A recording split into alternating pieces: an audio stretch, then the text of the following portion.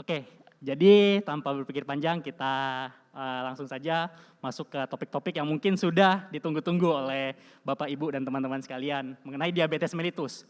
Saya di sini memakai jargon kenali, sadari, dan antisipasi. Jadi kita harus kenal dulu apa sih diabetes mellitus itu, bagaimana sih mekanismenya sehingga menyebabkan penyakit dalam tubuh kita. Lalu sadari itu adalah gimana caranya kita tahu, oh ini penyakitnya, gejalanya seperti ini, tanda-tandanya seperti ini. Saya akan mengarah ke kencing manis nih, orang kan biasanya tahunya kan kencing manis. Nah ini untuk bahasanya dengan diabetes mellitus sebenarnya. Dan antisipasi itu adalah tindakan pencegahan. Kenapa saya bilang antisipasi? Karena salah satu poin yang paling penting dalam kesehatan itu adalah kita harus antisipasi. Kita harus tahu, oh ini gejalanya seperti ini, saya harus antisipasi dengan pola hidup seperti ini, makannya harus seperti ini. Nah itu yang harus kita aware sebenarnya. Oke. Nah, kita harus mengenal dulu. Jadi istilahnya kalau misalkan kita mau mengenal, kita mau melawan nih, istilahnya kita mau melawan musuh kita harus kenal dulu musuh kita seperti apa. Dalam hal ini konsepnya adalah diabetes, kita harus tahu dulu diabetes itu seperti apa sebenarnya. Diabetes itu yang pertama adalah, dalam artiannya adalah pancuran. Mellitus itu adalah madu atau gula, jadi bisa digabungkan adalah pancuran madu atau gula. Mungkin ini ya, agak terdengar agak ini ya, menarik gitu ya, pancuran gula gitu. Nah padahal sebenarnya hal ini tuh nggak baik untuk tubuh kita gitu. Kalau misalkan tubuh kita penuh dengan kadar gula yang tinggi, itu bisa menyebabkan masalah kesehatan yang serius, di mana nanti bisa menyebabkan komplikasi-komplikasi yang lebih serius lagi. Nah ini adalah salah satu prevalensi yang terjadi di dunia adalah dari 100% yang ada, diabetes itu ada yang menyerang, ada 2 tipe sebenarnya. Pertama adalah diabetes mellitus tipe 2, lalu ada diabetes mellitus tipe 1. Nah untuk diabetes mellitus tipe 2 ini yang sering terjadi pada masyarakat sekarang ini, di mana terjadi itu biasanya usia 20 sampai usia 60 tahun ke atas. Nah kalau misalkan diabetes tipe 1 itu biasanya menyerang pada usia-usia anak kecil, karena nanti akan saya jelaskan kenapa menyerang pada usia anak kecil. Nah ini yang saya singgung tadi, pada diabetes tipe 1 dan tipe 2 itu ada bedanya. Kita harus mengetahui dulu mekanismenya seperti apa. Pada diabetes tipe 1, itu yang terjadi adalah sel-sel yang ada di dalam pankreas kita itu mengalami kerusakan. Sehingga tidak bisa mengkonvert gula-gula yang masuk dalam tubuh kita. Kita makan apapun itu sudah tidak bisa dikonvert, namanya insulin. Nah pada saat sel produksi insulin, karena insulin kan yang sebenarnya bertanggung jawab untuk mengkonvert makanan yang masuk ke dalam tubuh kita, itu akan di-convert menjadi sumber energi. Itu adalah normalnya. Kalau misalkan insulinnya jelek, udah dari awal, maka makanan yang masuk itu di dalam tubuh kita itu akan menjadi, istilahnya akan menjadi dalam tanda kutip adalah sesuatu yang membahayakan. Gitu. Dalam hal ini adalah gula. Harusnya fungsi gula dalam tubuh kita itu menjadi sumber energi untuk tubuh kita. Itu untuk tipe 1. Diabetes mellitus tipe 2, nah ini yang kita akan highlight bahwa adalah sebenarnya awalnya ini sel pankreas kita itu normal. Sel pankreas kita itu normal di mana fungsinya salah satunya adalah memproduksi hormon insulin untuk yang tadi saya bilang mengkonvert makanan yang masuk dalam tubuh kita menjadi sumber energi. Nah pada saat terjadi diabetes tipe 2 ini yang terjadi adalah kita memakan makanan yang terus menerus, makanan yang kita makan tidak sehat, goreng-gorengan, manis-manisan, gula-gula, for your information, babi guling itu enak ya. Babi guling itu enak. Tapi kalau misalkan kita makan terus-menerus, nah ini yang menyebabkan sel pankreas kita tidak bisa memproduksi dengan baik insulinnya. Sehingga menyebabkan kondisi di mana terjadi resistensi insulin. Di mana insulin yang diproduksi tidak mampu lagi untuk mengkonvert gula yang masuk dalam tubuh kita menjadi sumber energi. Nah faktor risikonya apa sebenarnya? Yang pertama adalah riwayat keluarga. Nah ini merupakan genetik, jadi kalau misalkan Bapak Ibu sudah harus aware gitu. Oh apakah dari keluarga-keluarga saya yang sebelumnya ayah ibu saya mengenai terkena diabetes. Nah itu udah harus kita aware sebenarnya. Itu yang pertama. Yang kedua adalah obesitas. Nah obesitas ini merupakan salah satu biang keladi gitu loh. Biang keladi dari semua jenis penyakit yang ada, dari stroke, dari jantung, dari hipertensi, diabetes, itu semua awalnya dari obesitas sebenarnya. Yang ketiga adalah usia yang semakin bertambah. Kenapa sih saya bilang usia yang semakin bertambah? Faktor kita semakin tua bisa meningkatkan risiko terjadinya diabetes. Karena semakin kita tua, sel kita itu akan mengalami regenerasi, akan mengalami penuaan.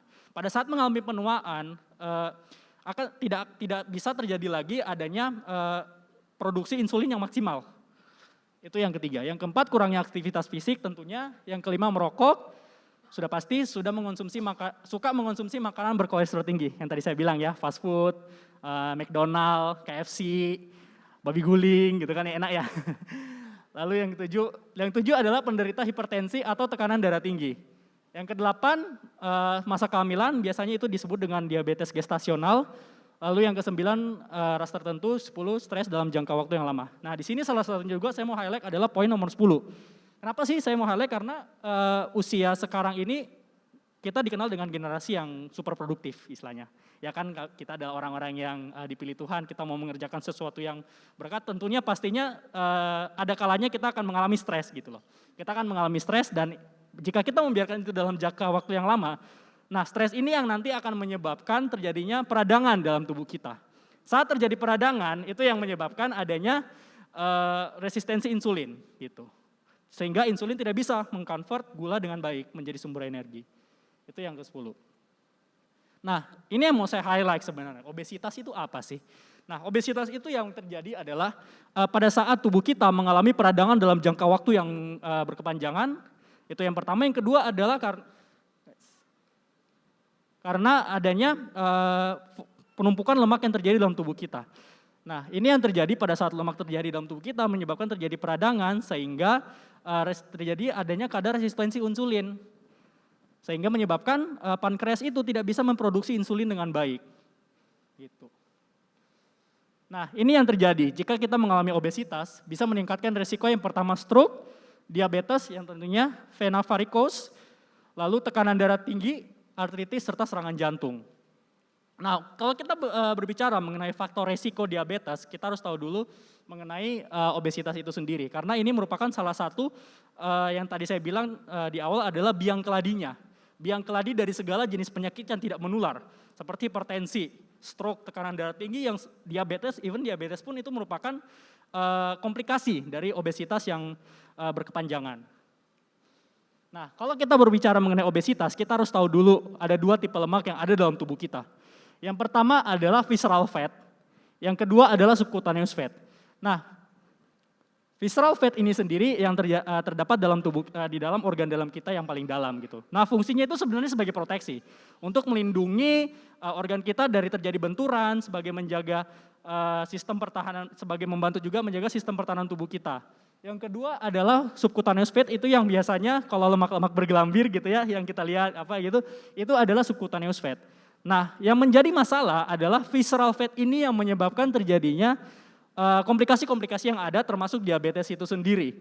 Kenapa sih orang-orang kita kalau misalkan dengan obesitas kita mau diet tuh susah gitu loh. Pada saat kita diet kok nggak turun-turun, kok saya aware nih dengan kesehatan saya mau diet, saya mau menurunkan berat badan saya, tapi saya nggak tahu diet yang benar seperti apa. Ya udah asal diet aja, diet yang nggak makan nasi, diet yang sembarangan, akhirnya itu malah menjadi dampak kesehatan yang jelek bagi kita gitu. Kita nggak tahu konsep diet yang sebenarnya seperti apa. Nah, fungsinya kita harus tahu dulu, ini adalah visceral fat di mana yang menjadi tujuan utama untuk menurunkan risiko dari diabetes itu sendiri. Itu visceral fat. Nah, pada laki-laki biasanya itu kadar range normalnya itu adalah 6-7 visceral fatnya. Pada perempuan itu 3-4. Nah, kalau untuk visceral fat sendiri emang nggak bisa kita ukur secara manual. Emang diperlukan adanya timbangan khusus. Timbangan khusus di mana mungkin Bapak Ibu bisa memeriksakan ke rumah sakit mungkin untuk mengukur kadar visceral fat itu sendiri. Nah, ini yang saya bilang, kalau misalkan terjadi diabetes, gejala seperti ini yang harus Bapak Ibu sudah aware dari sekarang. Yang pertama adalah sering kencing. Paling sering terjadi, kita itu sering terbangun pada saat malam hari. Biasanya 5, 6, 7 kali kita terbangun cuma untuk buat buang air kecil aja. Itu yang pertama. Yang kedua, mudah lapar dan haus. Saya habis makan, terus kok tiba-tiba lapar lagi ya? Kok tiba-tiba, loh perasaan tadi sebelumnya saya habis makan, kok tiba-tiba jadi lapar lagi, kok tiba-tiba jadi haus lagi.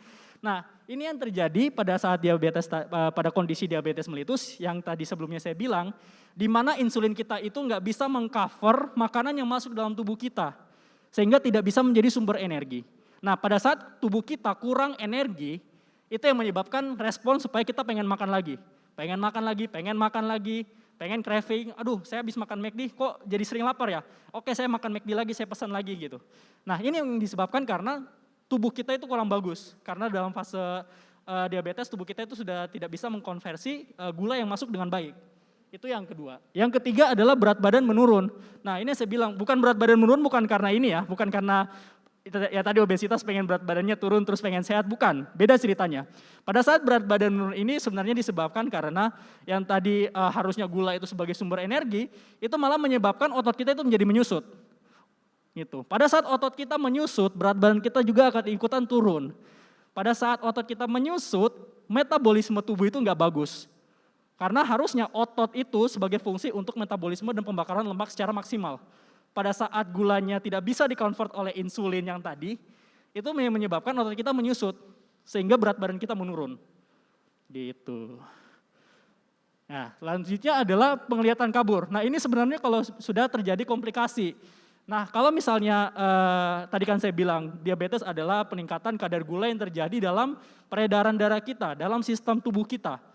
Kalau misalkan terjadi kadar gula yang meningkat, nah komplikasinya adalah bisa menyebabkan terjadinya kerusakan pembuluh darah. Bisa terjadi kerusakan pembuluh darah yang secara makroangiopati atau mikroangiopati. Yang tadi saya bilang itu adalah kalau makroangiopati itu yang terjadi misalkan pada jantung bisa menyebabkan serangan jantung, kalau pada otak bisa menyebabkan stroke. Nah kalau mikroangiopati itu biasanya ditandai dengan luka yang tidak kunjung sembuh. Mungkin Bapak Ibu sering aware ada diabetes basah dan diabetes kering. Nah salah satunya diabetes basah itu adalah luka yang sulit sembuh. Itu disebabkan karena pembuluh darah kita sudah tidak normal lagi. Karena kadar gulanya yang semakin meninggi, yang bersifat berkepanjangan kronis sehingga komplikasinya penyembuhan luka itu tidak maksimal.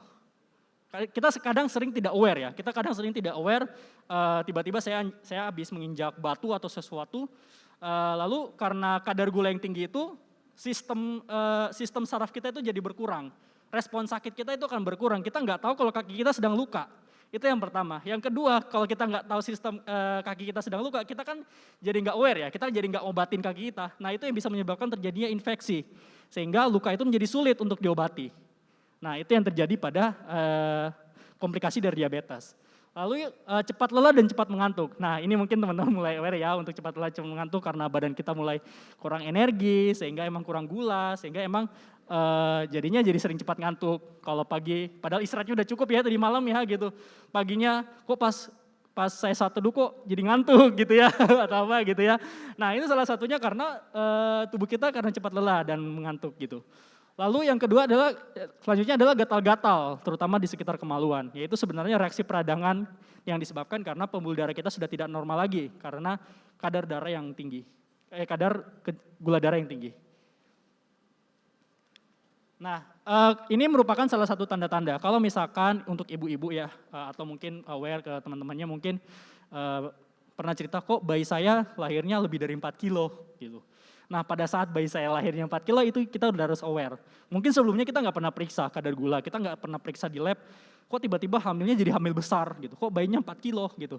Nah itu kita harus aware, ternyata emang siapa tahu kadar gula kita tuh udah tinggi gitu.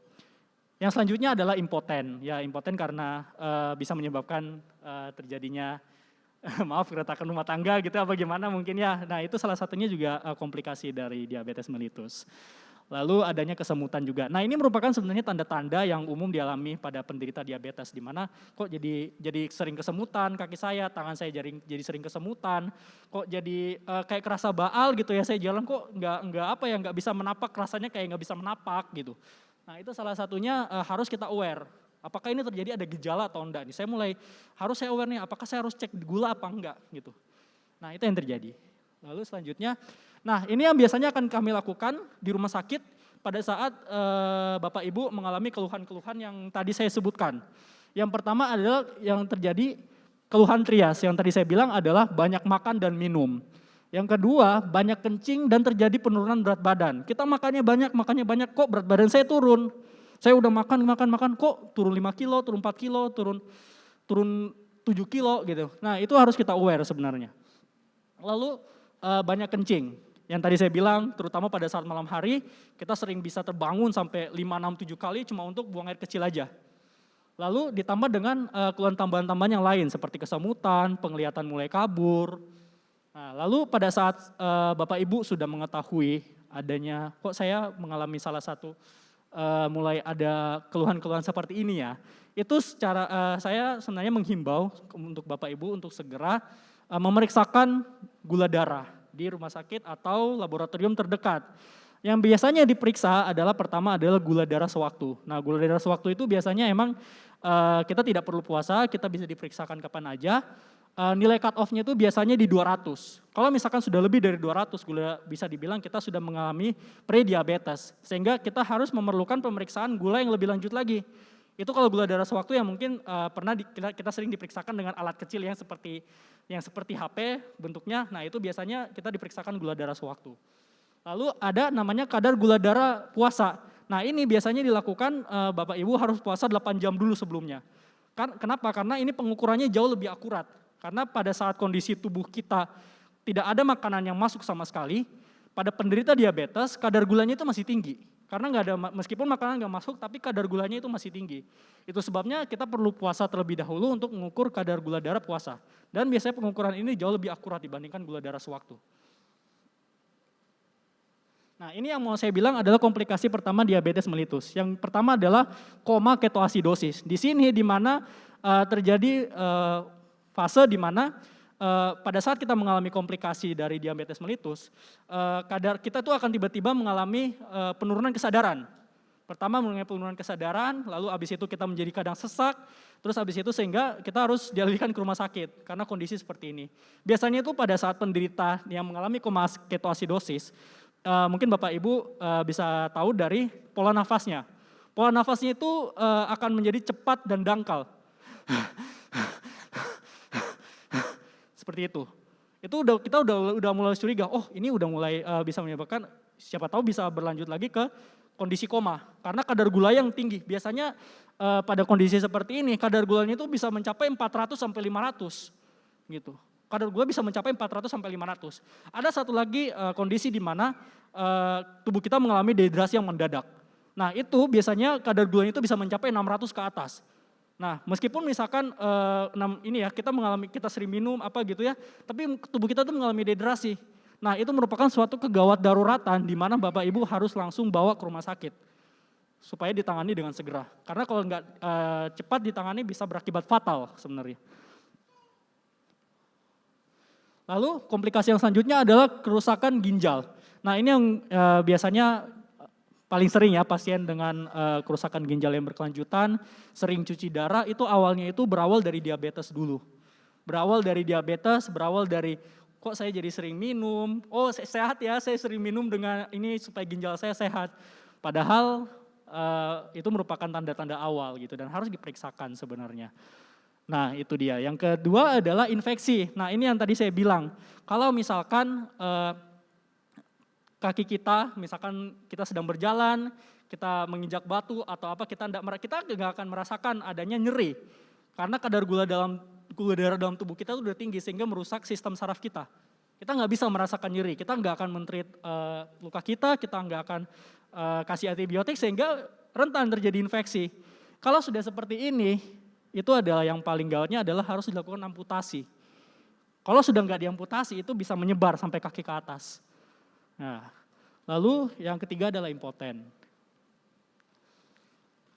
Lalu selanjutnya adalah penyakit jantung. Pada saat kita mengalami diabetes, resikonya salah satunya adalah penyakit jantung. Yang paling sering adalah penyumbatan pada pembuluh darah jantung, di mana gejalanya itu seperti kayak dada kita itu ketindih benda berat.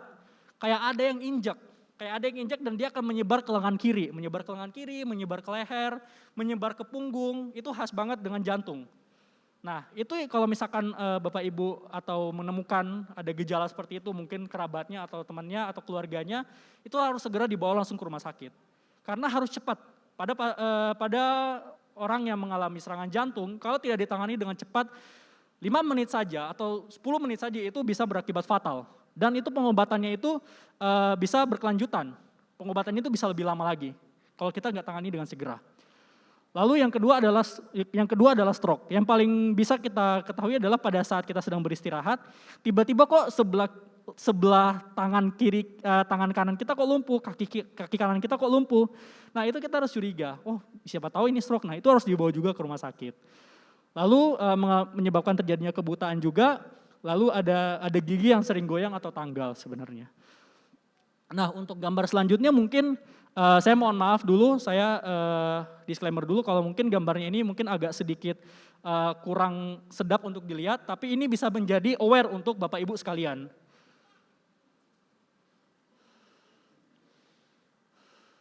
Ini yang terjadi pada kaki yang mengalami gangren. Pada kaki yang mengalami luka yang tidak ditangani karena diabetes yang komplikasi dari diabetesnya. Kita nggak sadar kaki kita kok keinjak sesuatu tapi kita nggak tahu keinjak sesuatu, ada luka gitu. Kita nggak obati, kita biarkan saja dan menyebabkan terjadinya infeksi. Nah, pada saat terjadi infeksi nggak kita obati, ini yang terjadi. Harus diamputasi. Sayang kalau udah jadi seperti ini kan sayang gitu loh. Padahal harusnya kan bisa kita cegah gitu diabetes. Bisa kita cegah kalau kita tuh nggak harus untuk makan-makan yang terlalu fast food zaman sekarang. Kita harus aware dengan tubuh kita juga. Ya kita perlu olahraga. Olahraga pun sebenarnya nggak perlu memakan waktu yang lama. 15-30 menit itu udah cukup sebenarnya. Olahraga pun nggak harus yang saya bilang harus ke gym, harus seperti apa, cukup jogging atau peregangan tubuh selama 15-30 menit, itu sudah cukup untuk mencegah terjadi diabetes. Nah, yang pertama ini tadi kan kita udah tahu ya, ada gejalanya, kalau misalkan saya mengalami keluhan ini saya harus seperti apa, lalu komplikasinya seperti apa dari yang kakinya mengalami luka sampai yang komplikasi terberat adalah kematian yang mendadak. Nah, kita udah harus tahu nih, pada saat kalau seperti ini kan kita pengen ya supaya, jangan sampai saya seperti ini gitu loh. Kita harus cegah. Yang pertama adalah perencanaan makanan. Ini yang mau saya bilang. Nah, ini ada sedikit tips diet dari saya. Yang pertama adalah jangan makan berlebihan. Tetap makan 3 tipe makanan secara teratur gitu. 3 tipe makanan ini yang saya bilang, dari makanan sayur-sayuran, buah-buahan itu lumayan cukup membantu. Karena itu bisa menjadi sumber energi dan protein bagi tubuh kita. Yang kedua adalah protein itu sendiri sebenarnya. Nah, protein itu sebenarnya menjadi sumber energi yang bisa menggantikan karbohidrat yang berlebihan. Mungkin Bapak Ibu sering mendengar mengenai diet karbo gitu. Nah, pada saat kita diet karbo, kita nggak cuma sekedar makan nasi aja.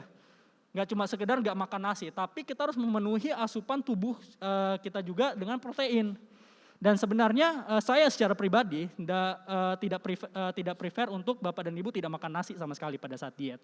Makan nasi itu perlu sebagai sumber energi untuk tubuh kita. Lalu makanlah dengan lambat, gitu. Makan dengan lambat karena pada saat kita makan secara cepat-cepat, tubuh kita itu nggak bisa mengkompensasi makanan yang masuk dengan baik. Lalu makanan-makanan yang bisa direkomendasikan yang pertama cara memasak dengan steam, masak dengan grill. Nah, itu bisa sebenarnya masak steam, grill. Kalau bisa sih jangan menggoreng dengan menggunakan minyak. Minyak itu merupakan salah satu prekursor dari lemak yang bisa menyebabkan yang tadi saya bilang bisa menyebabkan terjadinya obesitas. Nah, pada saat kita goreng itu ya menyebabkan terjadi obesitas. Makanya kita perlu ganti metode penggorengan. Mungkin biasanya yang saya lebih rekomendasikan adalah menggoreng dengan menggunakan air fryer. Itu jauh lebih sehat sebenarnya. Lalu yang selanjutnya adalah reduce fat intake, turunkan pemasukan lemak. Salah satunya kacang ya. Kacang itu mungkin kita nggak sadar, kita sering makan kacang. Apa kacang itu merupakan salah satu sumber lemak? Iya. Sering makan kacang, gitu salah satu sumber lemak sebenarnya. Selain mungkin ya kita taunya kan, saya nggak makan manis-manis, saya cuma makannya saya cuma makan kacang kok, saya nggak makan donat, saya nggak makan nasi campur, nasi babi gitu kan yang ini, atau saya sudah mengurangi gitu pola makan saya yang berlemak-lemak. Nah, tapi salah satu kita nggak aware gitu loh, makanan-makanan seperti ini ternyata bisa menyebabkan terjadinya penumpukan lemak sebenarnya, gitu. Itu untuk diet tipsnya sebenarnya. Nah, yang kedua adalah olahraga. Nah, olahraga yang tadi saya bilang adalah cukup dalam sehari itu 15-30 menit itu udah cukup. Kalau misalkan mungkin Bapak Ibu terhalang karena mungkin pekerjaan yang menumpuk atau terlalu sibuk, saya rasa sih 15 menit itu bukan apa ya, kita masih bisa spend time waktu kita 15 menit minimal untuk kita olahraga. Gitu. Nggak harus olahraga yang berat, nggak harus olahraga yang dimana kita harus push up sampai 50-60 kali, kita harus pergi ke gym untuk ngangkat beban berat, kita harus lari, sprint, maraton atau sepedaan sampai 40-50 km, enggak gitu. Tapi cukup dengan jogging aja, peregangan badan. Kalau biasanya untuk pada penderita dengan diabetes, yang paling bisa dilakukan itu untuk mengurangi terjadinya penurunan gula darah secara mendadak itu adalah dengan olahraga dengan intensitas ringan sedang.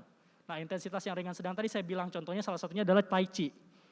Dengan tai chi gitu ya, atau misalkan dengan juga jogging, jalan santai, atau peregangan badan. Biasanya di YouTube itu banyak ya, kita bisa ngikutin olahraga-olahraga yang di YouTube itu yang bersifat slow to moderate intensity. Gitu. Lalu minum obat secara teratur. Ini sebenarnya terjadi kalau misalkan pada pasien-pasien yang mungkin sudah mengidap diabetes gitu. Harus kita ingat jam-jam minum obat kita seperti apa, berapa kali pemberian obatnya itu kita harus tahu. Dan juga kita harus konsul kepada dokter penyakit dalam atau dokter yang sering kita berobat, harus tanyakan selalu, "Dok, apakah obatnya harus saya naikin apa enggak? Dok, apakah frekuensi pemberian obatnya sudah benar apa enggak?" Gitu. Nah, itu yang harus kita aware. Kita harus selalu konsulkan kepada dokter yang langganan kita gitu. Selanjutnya adalah edukasi. Ini sebenarnya seperti yang sedang kita lakukan bersama-sama. Ini adalah salah satu bentuk pencegahan dari diabetes itu sendiri.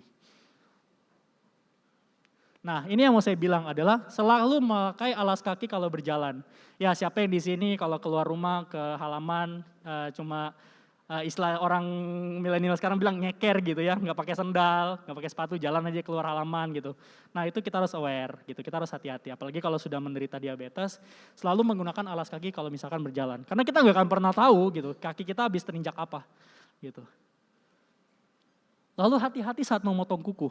Nah, ini yang biasanya salah satu komplikasinya cantengan mungkin. Kalau misalkan kita potong kuku nggak benar, itu bisa menyebabkan terjadinya luka pada kuku kita yang dimana kita biasanya nggak sadar.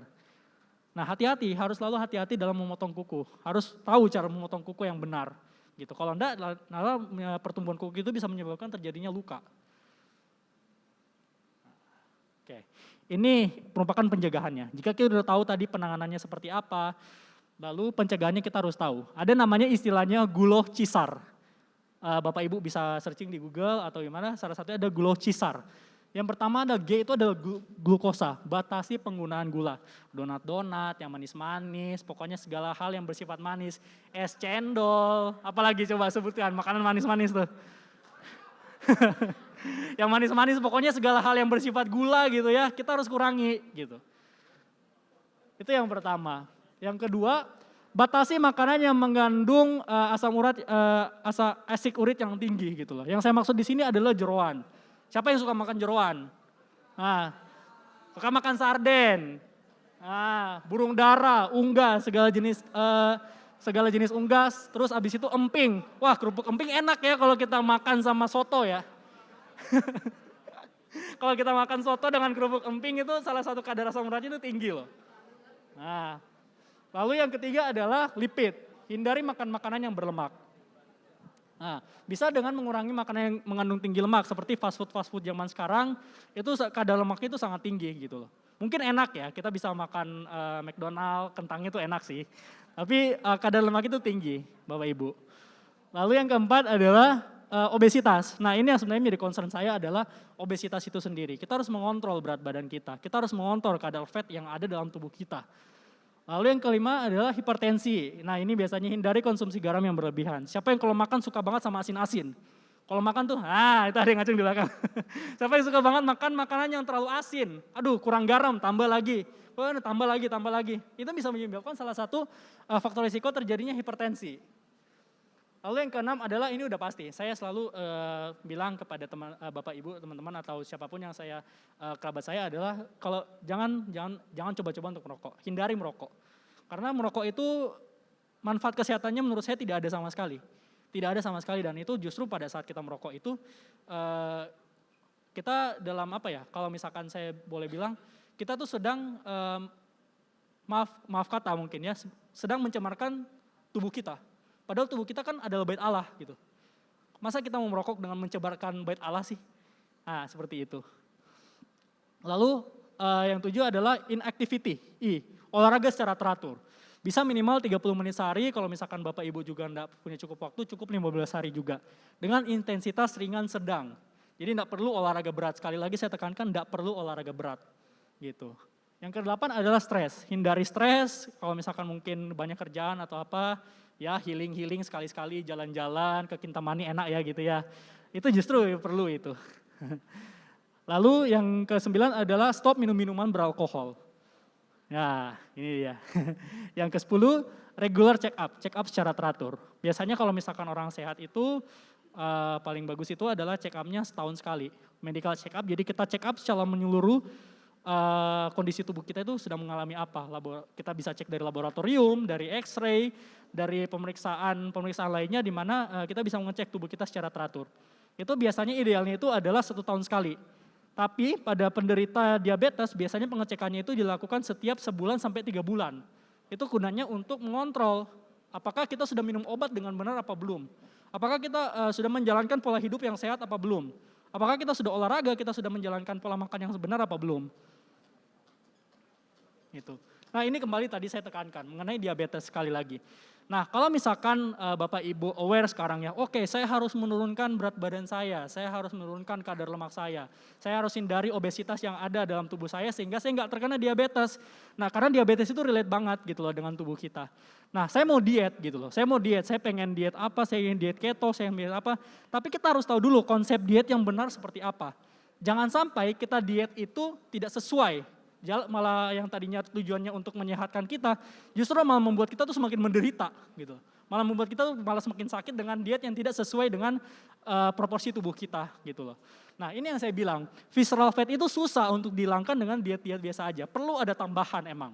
Karena kita tuh kadang nggak sadar ya, oke saya diet, berat badan saya udah turun nih 5 kilo, 6 kilo gitu. Tapi saya nggak pernah tahu kadar visceral fat saya itu berapa gitu. Padahal tujuan kita kan kita menurunkan kadar visceral fat.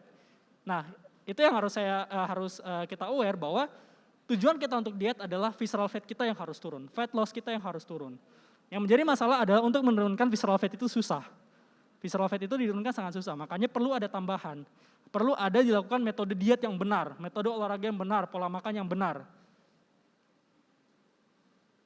Nah ini yang tadi visceral fat kadar normalnya.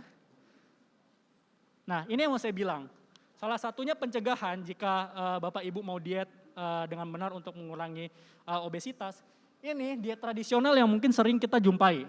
Let's say apapun itu, diet keto, mungkin ada merek teh gitu ya, teh yang bikin kita minum jadi aduh biar BAB-nya lancar gitu. Nah ini salah satu diet tradisional yang saya bilang. Nah kadar fat itu yang warna kuning, kadar muscle itu yang warna merah.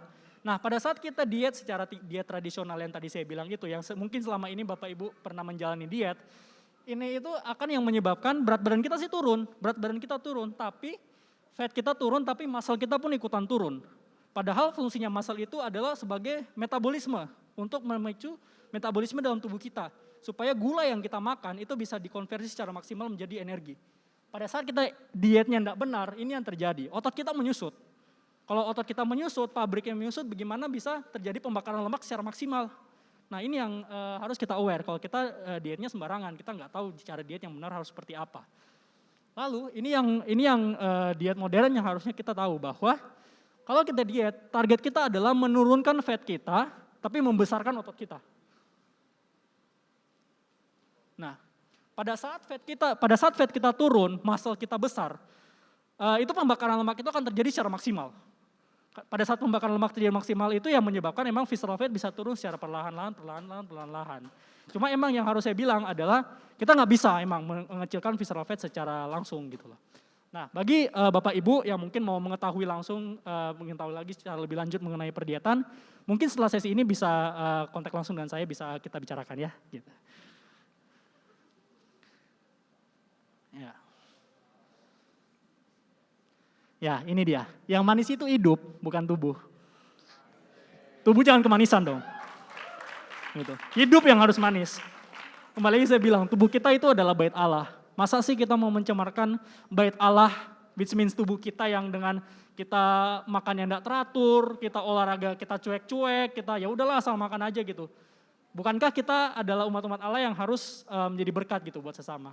Dengan kita menjaga tubuh kita pun sedang memberitakan kabar baik untuk sesama kita.